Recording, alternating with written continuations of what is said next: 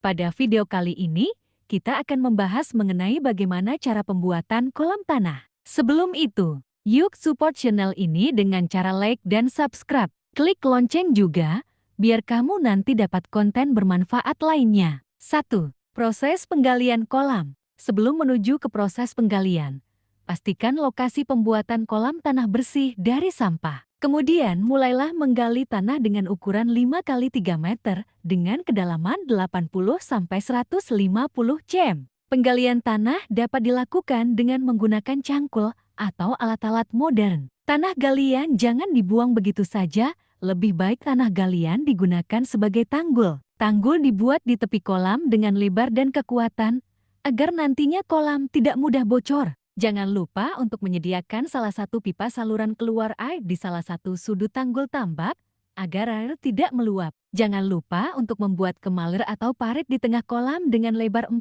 cm dan kedalaman 20 cm.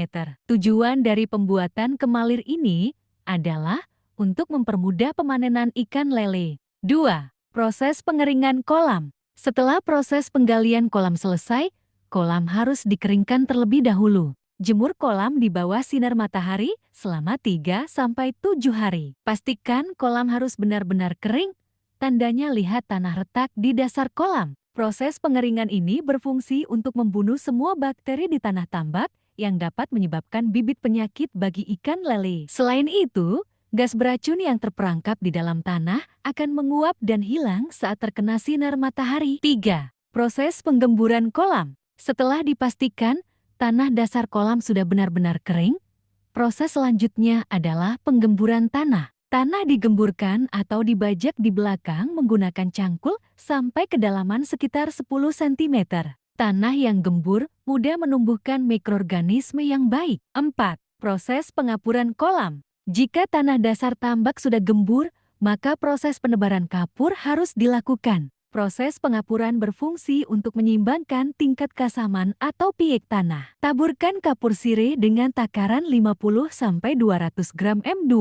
Semakin asam tanah, semakin tinggi jumlah kapur tohor yang ditaburkan. Setelah jeruk nipis ditaburkan, aduk dengan tanah yang gembur sampai tercampur rata dan biarkan hingga 7 hari. 5. Proses pemupukan. Setelah kapur diberikan ke tanah dan dibiarkan selama kurang lebih 1 minggu, hal selanjutnya yang harus dilakukan adalah pemupukan. Pemupukan bisa menggunakan pupuk organik dari kotoran sapi, kerbau, kotoran kambing, atau bisa juga menggunakan kompos. 6. Proses pengisian air. Setelah kolam dipupuk, kemudian isi kolam dengan air setinggi 50-70 cm dan biarkan selama 1 minggu. Dalam seminggu, air kolam akan disinari matahari dan menembus ke dasar kolam. Hal ini akan memicu pertumbuhan dan perkembangan biota perairan seperti cacing dan fitoplankton yang merupakan pakan alami ikan lele. Setelah seminggu, air kolam akan berubah menjadi hijau.